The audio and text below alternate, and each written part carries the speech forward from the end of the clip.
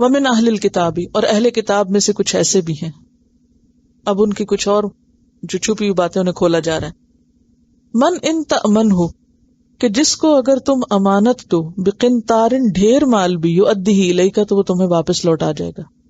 یعنی ان میں سے کچھ لوگ بہت امانت دار بھی ہیں. یہ قرآن کا انصاف ہے، جو اچھا ہے اس کو اچھا کہا.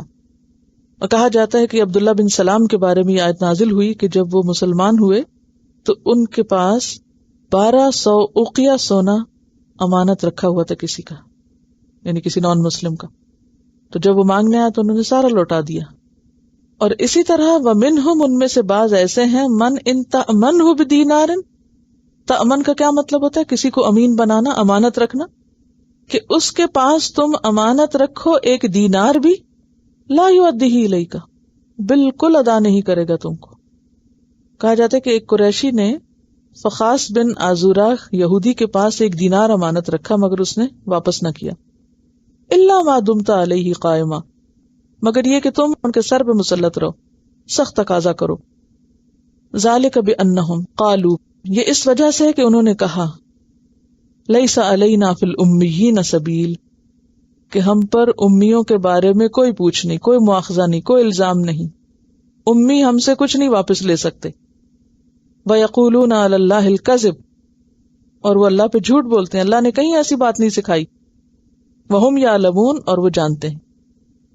اور یہ بات ان کی کتاب میں لکھی ہوئی ہے، تلمود میں یہ بات لکھی ہوئی ہے کہ اگر اسرائیلی کا بیل کسی غیر اسرائیلی کے بیل کو زخمی کر دے تو اس پر کوئی تاوان نہیں. یعنی اسرائیلی کا بیل لڑائی میں غیر اسرائیلی امی کے بیل کو مار دے اور زخمی کر دے، کوئی مسئلہ نہیں، کوئی تاوان نہیں.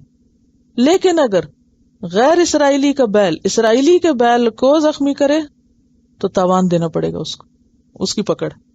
پھر اسی طرح یہ بھی کہتے تھے اگر کسی کی کوئی گری پڑی چیز ملے تو اسے دیکھنا چاہیے کہ گرد و پیش آبادی کن لوگوں کی ہے، کہاں سے ملی.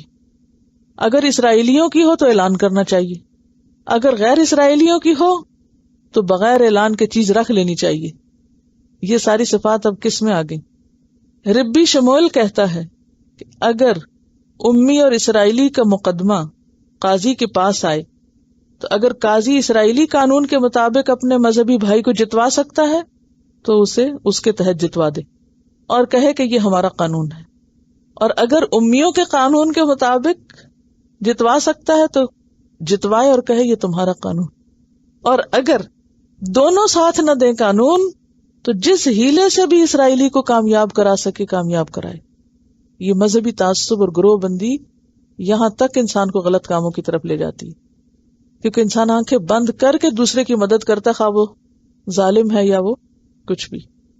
ربی شمول کہتا ہے کہ غیر اسرائیلی کی ہر غلطی سے فائدہ اٹھانا چاہیے. تو اس کو کیا بولیں گے؟ تعصب. کون سا تعصب؟ مذہبی تعصب. انسانوں کو تقسیم کیا گیا کس بنیاد پر؟ مذہب کی بنیاد پر. کیا یہ ہیٹریڈ نہیں پھیلاتا یہ سب سلسلہ؟ اس سے نفرتیں نہیں پھیلیں گی؟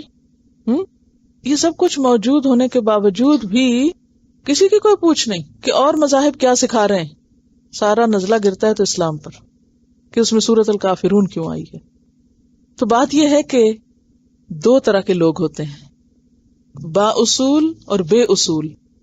اور ایسے لوگ ہر مذہب میں ہوتے ہیں. یہ نہیں کہ کوئی مسلمان ہے تو وہ ہمیشہ ہی با اصول ہوگا. مسلمانوں میں بھی خراب لوگ ہو سکتے ہیں اور اسی طرح غیر مسلموں بھی ہو سکتے ہیں. تو لوگ 2 طرح کے ہوتے ہیں، با اصول اور بے اصول. با اصول لوگ کون ہوتے ہیں؟ مین آف پرنسپل کون ہوتا ہے؟ جو دوسرے کے لیے وہی چاہے جو اپنے لیے چاہتا ہے. اور بے ایمان کس کو کہتے ہیں؟ جس کے ڈبل سٹینڈرڈز ہوں، اپنے لیے کچھ اور پیمانہ اور دوسرے کے لیے کچھ اور پیمانہ. تو بعض لوگ ایسے ہوتے ہیں کہ جن کے اندر حق اور ناحق کی بہت اچھی طرح تمیز ہوتی ہے، خوب پہچانتے صحیح کیا اور غلط کیا، اور وہ حق سے آگے تجاوز نہیں کرتے. اور کچھ لوگ صرف اپنے مفادات کو جانتے ہیں، صرف اپنی خواہشات کو جانتے ہیں، ان کو اس سے کوئی غرض نہیں صحیح کیا اور غلط کیا. وہ یہ جانتے ہیں کہ میرا فائدہ کس میں، تو جس چیز میں وہ فائدہ سمجھتے ہیں اس کو کر لیتے ہیں، خواہ وہ صحیح ہو یا غلط ہو. اب آپ خود سوچیں کہ ایسے لوگ جو صرف اپنا فائدہ جانتے ہوں اور صرف وہ کام کرنا جانتے ہوں جو ان کے فائدے کا ہو، تو وہ لوگ انسانیت کے خیر خواہ نہیں ہو سکتے۔ اسلام نے پوری انسانیت کو ایک برادری کہا۔ ابھی انشاءاللہ سورۃ النساء پڑھیں گے نا، اس میں بہت کھل کے یہ بات کی گئی۔ ہاں، اور پھر ایک اور جگہ آتا ہے وَجَعَلْنَاكُمْ شُعُوبًا وَقَبَائِلَ لِتَعَارَفُوا، یہ ہے انسانیت کی مساوات، کہ یہ کنبے قبیلے گورے کالے جو پہچان کے لیے، کوئی صرف اس وجہ سے بڑا نہیں ہو سکتا کہ اس کا رنگ سفید ہے، اور کسی کو اس لیے حقیر نہیں سمجھا جائے گا کہ اس کا رنگ کالا ہے۔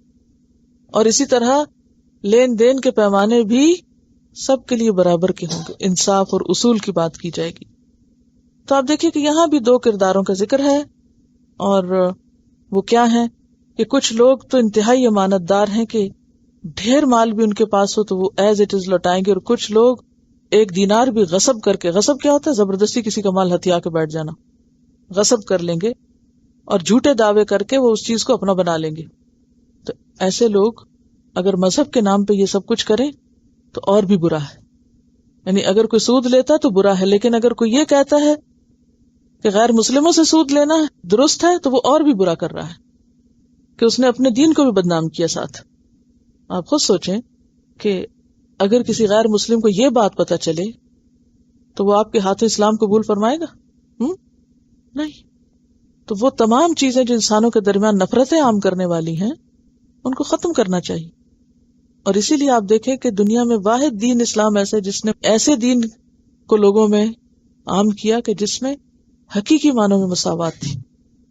خیر وہ آگے چیزیں الگ سے دیکھیں گے۔ تو بات یہ ہے کہ چونکہ یہود کے جو خائن لوگ تھے وہ دعویٰ کرتے تھے کہ مشرکوں کا مال ہڑپ کیا جا سکتا ہے اور اس میں کوئی گناہ نہیں ہے، وہ اس کو گناہ نہیں بتاتے تھے۔ تو اللہ تعالیٰ نے اس کو کیا بتایا کہ یہ کیا ہے؟ وَيَقُولُونَ عَلَى اللَّهِ الْكَذِبَ، یہ دین کے نام پر جھوٹ بول رہے ہیں، جھوٹی بات کر رہے ہیں۔